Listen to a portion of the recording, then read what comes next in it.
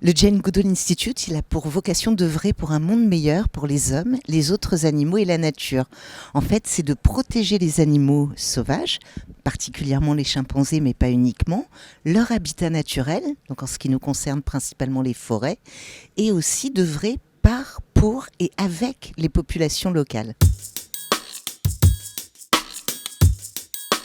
Ce qui nous tient beaucoup à cœur au Jane Goodall Institute, c'est notre action globale, notre action holistique. Par exemple, je sais qu'il y a beaucoup de gens qui ont envie de protéger les animaux sauvages, d'autres qui ont envie de planter des arbres et de restaurer la biodiversité, et d'autres pour qui c'est extrêmement important d'accompagner les populations locales dans l'accès à l'eau, à l'éducation, à la santé, au développement économique et social.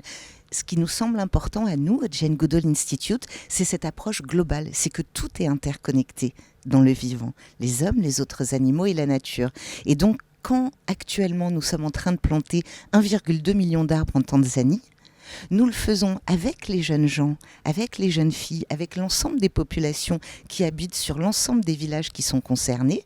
Donc tout le monde est impliqué et en plus on les sensibilise à la protection de la faune sauvage et avec nous ils vont devenir acteurs et gardiens de cette faune sauvage. Et donc c'est cette approche globale qui initialement est partie du fait de planter des arbres mais qui va nous caractériser.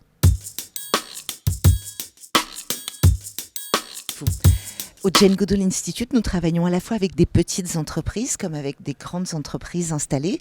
Ça peut être des toutes petites entreprises qui sont en train de se créer, comme peut l'être Origène, qui a vocation de lancer une collection de NFT pour sauvegarder les espèces menacées. Mais ça peut être travailler avec une boulangerie végétale comme Land and Monkeys, beaucoup plus installée bien entendu.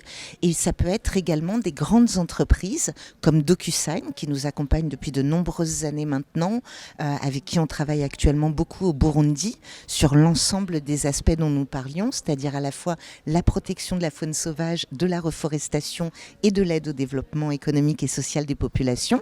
Ou alors ça peut être comme nous le faisons actuellement en Tanzanie avec Maison du Monde, avec qui nous travaillons aussi depuis de nombreuses années et qui nous accompagne à la fois sur de la recherche, à la fois sur notre programme pour les jeunes, à la fois bien sûr sur la restauration des sols, la restauration des forêts, de la reforestation, de la sensibilisation de l'ensemble des populations locales.